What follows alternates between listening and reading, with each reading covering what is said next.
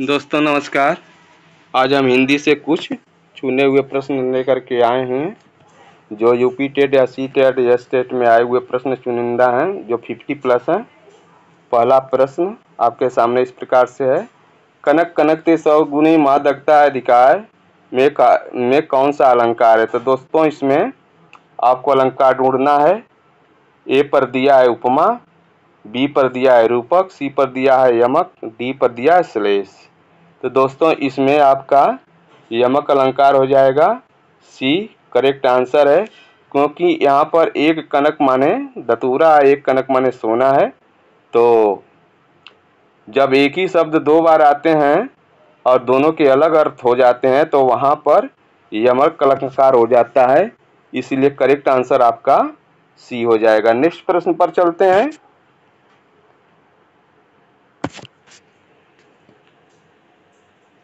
पवन शब्द का संधि विच्छेद क्या होगा। तो दोस्तों इसमें आपको चूज करना है पवन शब्द का संधि विच्छेद क्या है। ए है प धन वन, बी है पो धन अन, सी है पव धन न, डी है पा धन वन। तो दोस्तों इसमें करेक्ट आंसर आपका बी हो जाएगा, पो धन अन बराबर पवन होता है। नेक्स्ट प्रश्न पर चलते हैं।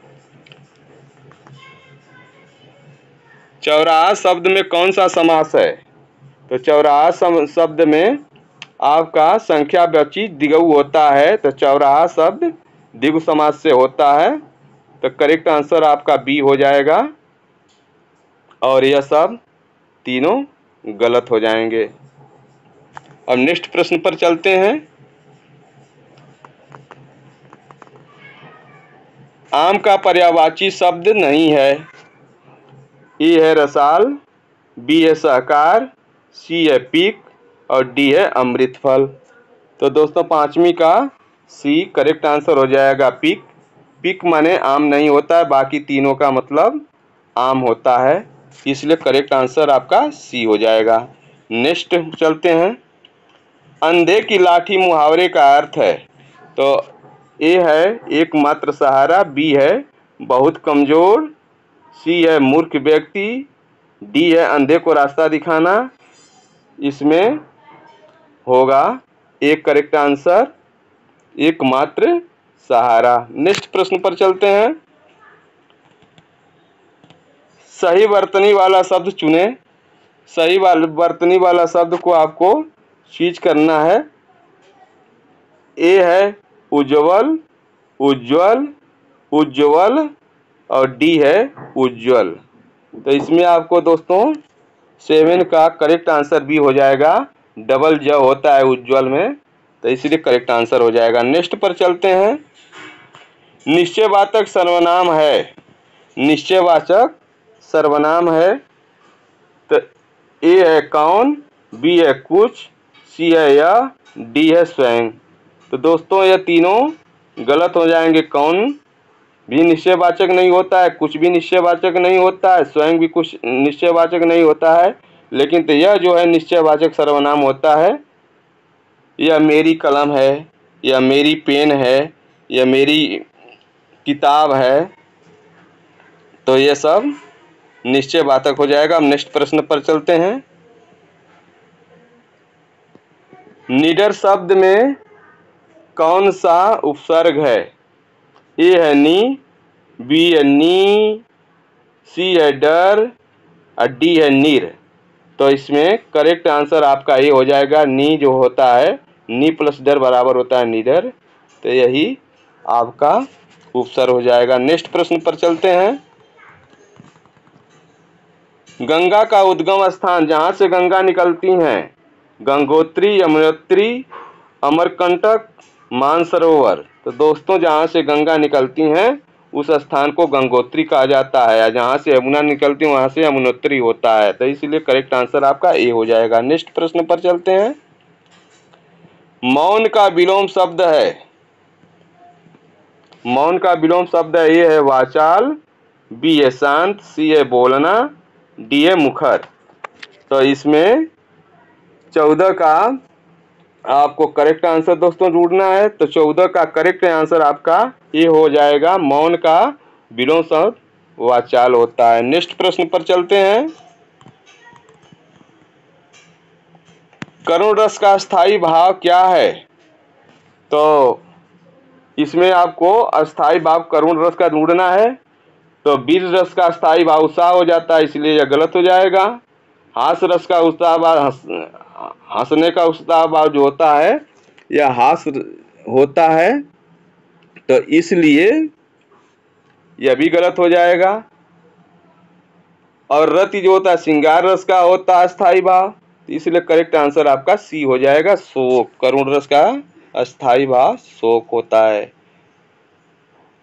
हाथी का स्त्रीलिंग शब्द है हथिनी, हथिनी, हाथिनी, हथिनी। तो इसमें दोस्तों आपका 19 का करेक्ट आंसर ढूंढना है। तो 19 का करेक्ट आंसर बी हो जाएगा, हथिनी। अब नेक्स्ट प्रश्न पर चलते हैं। आसमान पर चढ़ना मुहावरे का अर्थ है बहुत खुश होना, अत्यधिक प्रसन्न होना, घमंड करना, ऊपर की ओर जाना। तो 20 का करेक्ट आंसर बी हो जाएगा, अत्यधिक प्रशंसा करना। यानी किसी का अत्यधिक प्रशंसा कर दोगे तो बहुत ऊपर चढ़ जाता है। जैसे लोग कहता है कि झाड़ पर चढ़ाना बंद करो, या एकदम से ऊपर उठा करके गिराने का काम कर रहे हो। तो अब नेक्स्ट प्रश्न पर चलते हैं। बी आपका करेक्ट आंसर हो गया।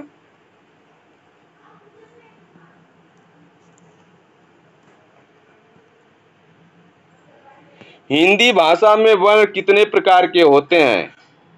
ए दिया है 1 प्रकार का, और बी दिया है 2 प्रकार का, सी दिया है 3 प्रकार का, डी दिया है 4 प्रकार का। तो दोस्तों इसमें बी आपका करेक्ट आंसर हो जाएगा कि एक होता है स्वर, एक होता है व्यंजन, इसलिए 2 प्रकार का होता है। नेक्स्ट प्रश्न पर चलते हैं। निम्न में से कौन सी भाषा संस्कृत भाषा की अपभ्रंश है? ए है खड़ी बोली, बी है ब्रजभाषा, सी है अवधी, और डी है पाली।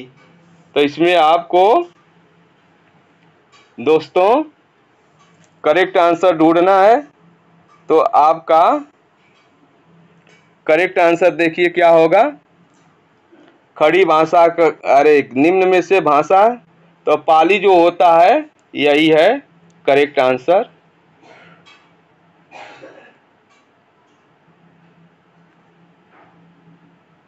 जो संस्कृत भाषा का एक रूप है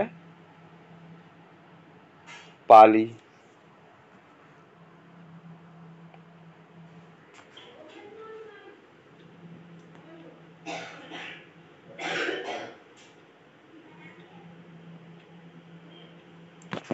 हिंदी भाषा के विकास का सही अनुक्रम कौन सा है? एक है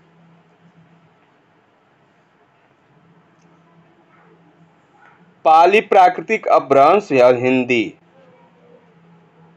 बी है प्राकृत अपभ्रंश हिंदी और पाली, सी है अपभ्रंश पाली प्राकृत और हिंदी, डी है हिंदी पाली और अपभ्रंश। तो आपका इसका करेक्ट आंसर हो जाएगा पाली प्राकृतिक अपभ्रंश और हिंदी।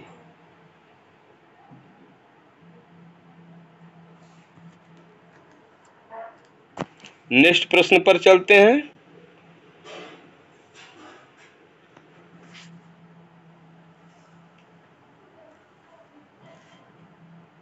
हिंदी भाषा में स्वरों की कुल संख्या कितनी होती है? तो हिंदी भाषा में ए दिया है 10, बी दिया है 11, और सी दिया है 12, और डी दिया है 13। तो इसमें करेक्ट आपको आंसर ढूंढना है। तो दोस्तों इसमें करेक्ट आंसर आपका बी हो जाएगा।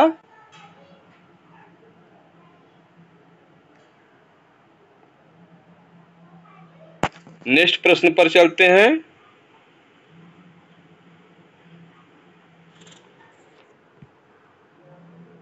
कौन सा शब्द जातिवाचक संज्ञा है?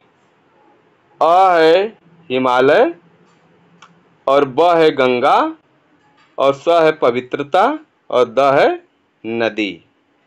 तो इसमें आपका करेक्ट आंसर द हो जाएगा, नदी। नेक्स्ट प्रश्न पर चलते हैं। निम्न में से वर्तनी की दृष्टि से शुद्ध शब्द है? सीधा साधा, सीधा साधा, सीधा साधा, सीधा साधा। तो इसमें करेक्ट है आपका वर्तनी सी, सीधा साधा। अब नेक्स्ट प्रश्न पर चलते हैं।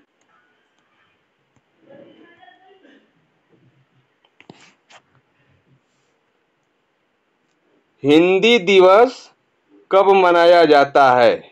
हिंदी दिवस आपको कब मनाया जाता है? तो ए दिया है 11 जून को, बी दिया है 14 सितंबर को, सी दिया है 28 सितंबर को, और डी दिया है 10 अक्टूबर को। तो इसमें आपका करेक्ट आंसर हो जाएगा 14 सितंबर को हिंदी दिवस मनाया जाता है। बी आपका करेक्ट आंसर है। सोना चांदी में कौन सी संज्ञा है? ए है समूहवाचक, बी है जातिवाचक, सी है द्रव्यवाचक, और डी है इनमें से कोई नहीं। तो यह सोना चांदी यह जो होता है द्रव्यवाचक संज्ञा होती है।